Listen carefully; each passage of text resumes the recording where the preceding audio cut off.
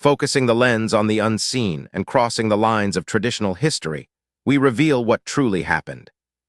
Experience an in-depth look at the precise moments that shifted our reality completely. You think you can walk out of there like you're untouchable, huh? You cost me weeks of work and you're still standing here smiling. You hear me? Officer Miller, you need to take a step back. This is a court. Tell me where I can stand. You think that uniform makes you better than me? Hey, you're coming with me. That sound? That wasn't just a wooden gavel hitting the marble steps. That was the sound of a career shattering into a million pieces. It was 4:45 p.m. at the state Supreme Court. Golden hour.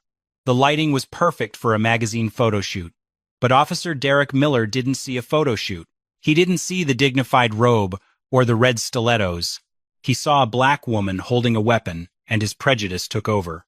He thought he was taking down a dangerous radical.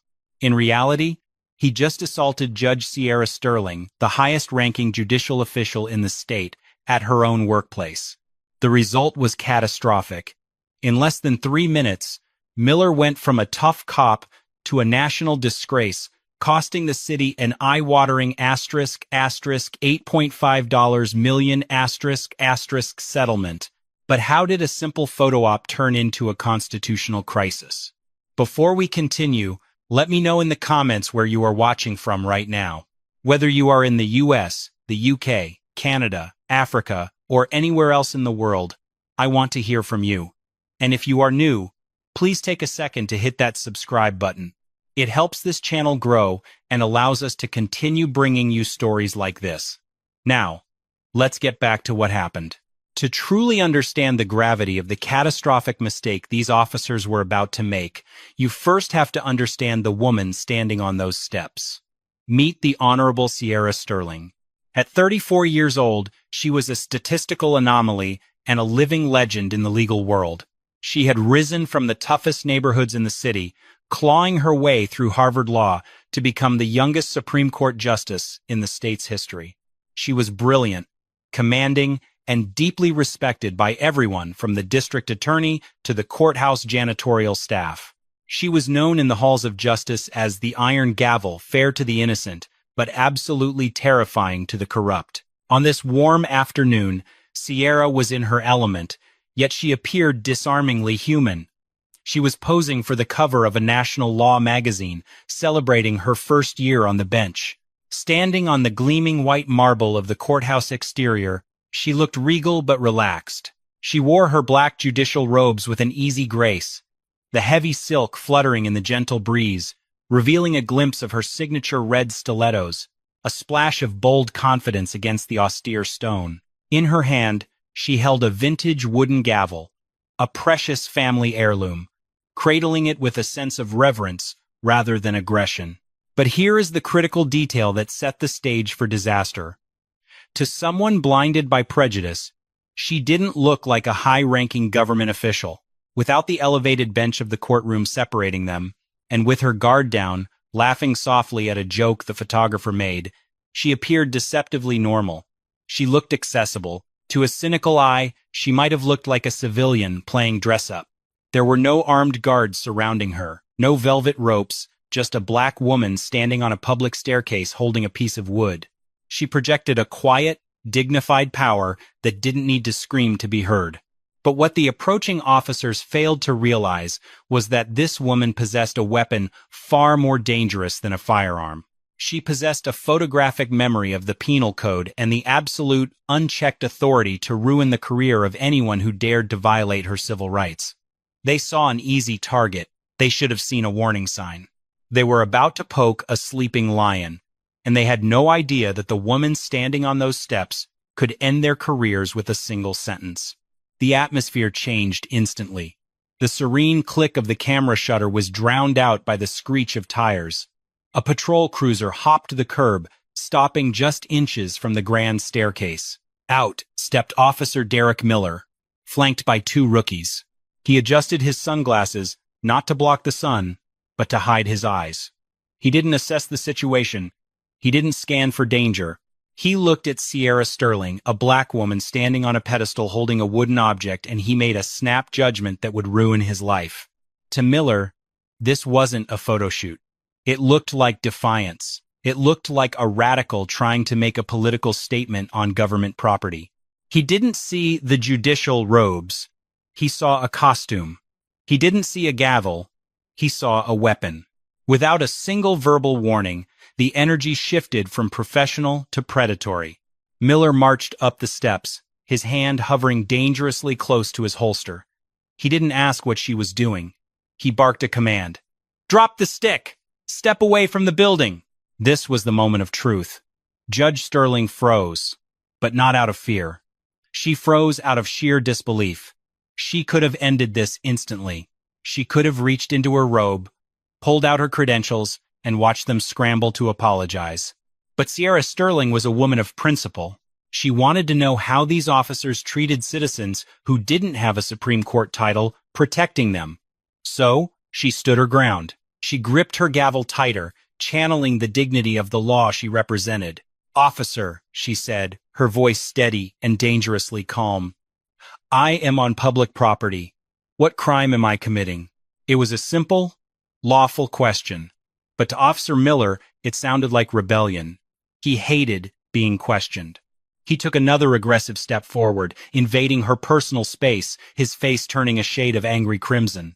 "I'm not going to ask you again," he snarled, ignoring the cameraman who was now filming the entire interaction. "You are disturbing the peace and brandishing a weapon. Comply now, or we will make you comply." He was treating a sitting judge like a street criminal because he couldn't see past his own bias. He was demanding respect while showing absolutely none. It creates a terrifying question that we all have to ask ourselves. What would you do if you were treated like this? If you knew you were innocent, would you fight back, or would you submit to the injustice? Let me know in the comments below. Because what Miller did next wasn't just rude, it was a violation of the Constitution itself. Logic flew out the window. Reason was abandoned. In a split second, Officer Miller decided that his ego was more important than the law he swore to uphold. He didn't read her rights. He didn't ask for identification. He lunged. With zero provocation, Miller invaded Judge Sterling's personal space and violently grabbed her wrist. The force was unnecessary and brutal. He wrenched her arm back, twisting the delicate silk of her judicial robe. Sierra gasped, the sudden pain shooting up her shoulder, but before she could even protest, Miller snatched the vintage wooden gavel from her other hand. He didn't just confiscate it. He treated it like trash. He wound up and hurled the gavel onto the concrete steps. The sound was sickening, a sharp, hollow crack that echoed across the plaza. The symbol of her authority, an heirloom passed down through generations, bounced and chipped against the dirty pavement. "That is evidence," Miller screamed, his face contorted with rage. "You are under arrest for disorderly conduct and resisting an officer." "Resisting?" Sierra shouted back, struggling to keep her balance as he shoved her toward the stone pillar. "I am standing still. You are violating my Fourth Amendment rights." "I don't care about your rights," Miller bellowed. He spun her around, slamming her chest against the hard marble column. He fished for his handcuffs, ratcheting them tight around her wrists that had signed hundreds of warrants, wrists that held the power to imprison dangerous criminals. Now, they were bound in cold steel by a man who didn't even know her name. The magazine photographer, terrified but quick-thinking, didn't stop shooting. He held his shutter down, capturing a burst of high-resolution images. The fear in Sierra's eyes, the vein bulging in Miller's neck, the twisted fabric of the robe. Miller turned to the cameraman and pointed a shaking finger. "You put that camera down or you're next." "That's obstruction of justice." But he kept filming. He knew what Miller was too blind to see. Every shove, every insult, every violation of protocol was being recorded in crystal clear quality. Miller wasn't just arresting a woman. He was documenting his own demise. He dragged Judge Sterling down the steps she presided over every day, parading her like a trophy, completely unaware that he was walking straight into a legal buzzsaw. The arrogance was suffocating. He thought he had won. He thought he was cleaning up the streets. He had no idea that the footage being recorded right now was about to become the most expensive video in the department's history. The chaos was at its peak. Judge Sterling was cuffed, humiliated, being marched towards the back of the squad car. Officer Miller was pumped full of adrenaline, smugly satisfied with his bust. But then, the heavy bronze doors at the top of the stairs groaned open. The sound was thunderous. It wasn't just a door opening. It sounded like the gates of judgment unlatching. Out stepped Chief Justice Robert Holloway. He was an older man, intimidating, flanked by 2 armed federal marshals. He stopped dead in his tracks. He looked at the broken gavel on the ground. He looked at the photographer cowering near a pillar. And then, his eyes locked onto Sierra Sterling, his most brilliant colleague, handcuffed like a common criminal. "Officer!" Holloway's voice boomed across the plaza. It wasn't a shout. It was a command that carried the weight of the entire judicial system. "What in God's name do you think you are doing?" Miller froze. He looked up, squinting against the sun. "Police business, sir." "Step back. This woman is—" "That woman," Holloway interrupted, walking down the steps with terrifying speed, "is Justice Sierra Sterling. She sits on the bench you are currently standing on." The silence that followed was louder than any siren. You could physically see the moment Officer Miller's soul left his body. The color didn't just drain from his face, it vanished. His skin turned a sickly, ash gray. His mouth opened, but no words came out, just a dry, choking sound. He looked at the woman he had just shoved. He looked at the robe he had twisted, and for the first time, he really saw her. He realized the costume was a genuine Supreme Court robe. He realized the weapon was a ceremonial gavel.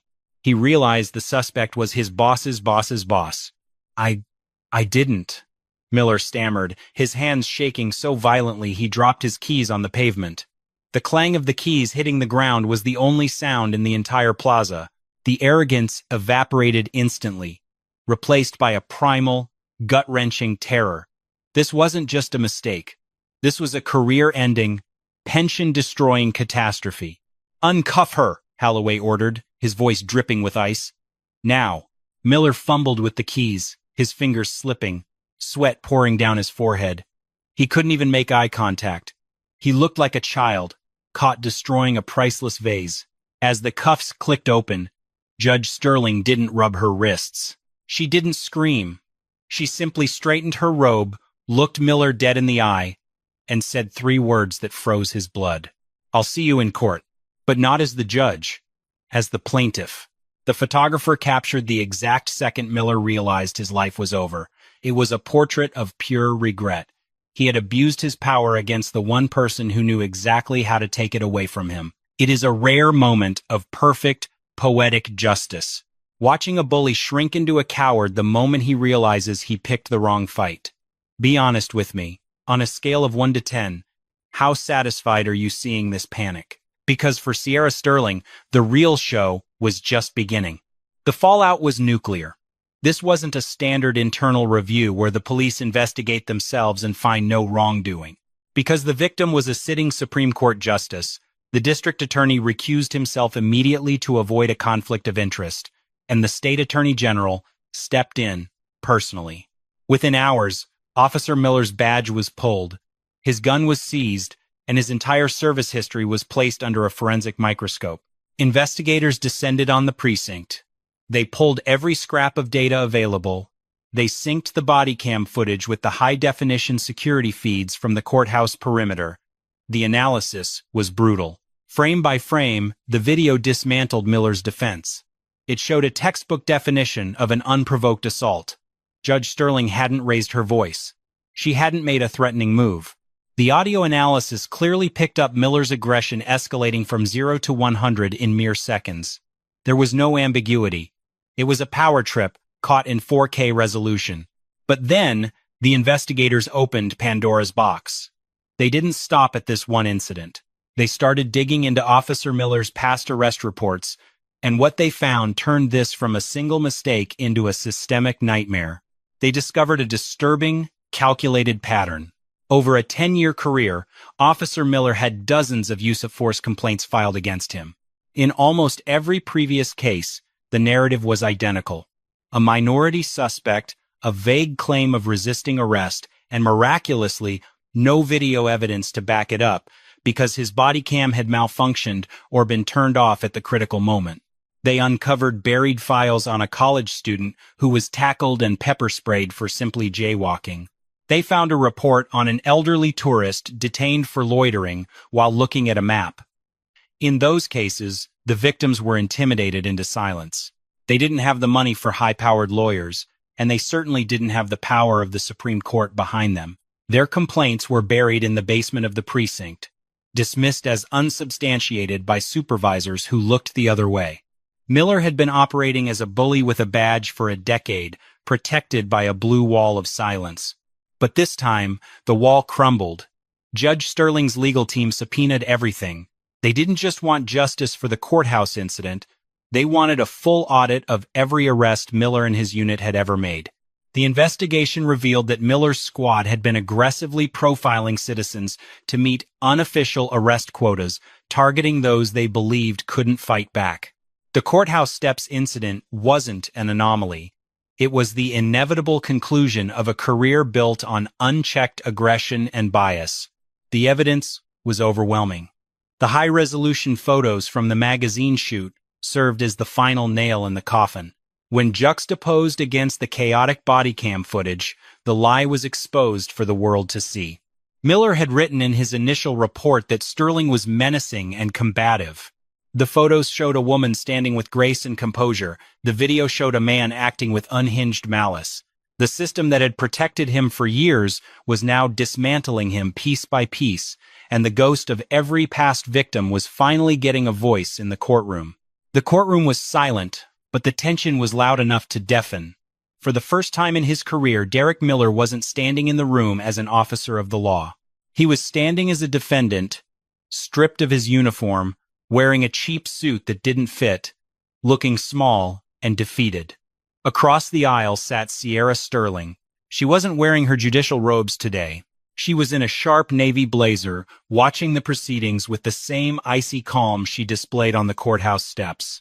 The evidence was undeniable. The defense tried to argue that Miller made a good-faith mistake in the heat of the moment, but the jury didn't buy it. They had seen the video. They had seen the sneer on his face. They had heard the hatred in his voice. They saw a man who believed his badge gave him the right to bully anyone he chose. The verdict was swift, and the punishment was historic. The gavel banged, not the broken one Miller had smashed, but the heavy gavel of the presiding judge. The court ruled decisively in favor of Judge Sterling. The city was ordered to pay $8.5 million in damages. It was one of the largest settlements for a single civil rights violation in the state's history. The judge cited punitive damages, specifically designed not just to compensate the victim, but to punish the department for allowing a culture of unchecked aggression to fester for so long. But the money was just paper. The real justice was personal. The police commissioner took the stand to deliver the administrative ruling. Derek Miller was immediately terminated for cause. But the final blow was the one that hurt the most. Because his actions were deemed malicious misconduct outside the scope of his duties, the review board invoked a rare clause to strip him of his entire pension. 20 years of service, the retirement he had been counting on, vanished in the blink of an eye. He was leaving the force with nothing. No badge, no gun, no money, and absolutely no respect. As the bailiffs led him out, he had to walk past the press gallery. The same photographers he had threatened on the steps were now waiting for him, but this time, he couldn't order them to stop.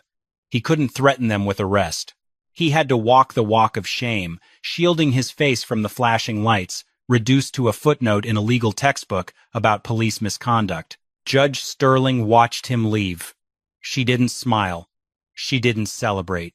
She simply nodded to her legal team, stood up, and walked out the front doors, the same doors she had been dragged through just months before.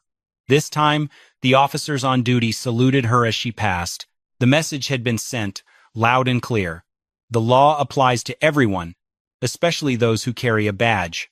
Miller thought he was above the law, but he found out the hard way that justice is blind, but it isn't deaf, and it heard every word he said. $8.5 million. That is a life-changing amount of money. But for Sierra Sterling, this victory was never about the cash. It was about sending a message that money simply cannot buy. In a final act of grace that silenced her critics once and for all, Judge Sterling didn't keep a single cent of that settlement. Instead, she used every penny to establish a legal defense fund for low-income citizens who have been victims of wrongful arrest and police brutality.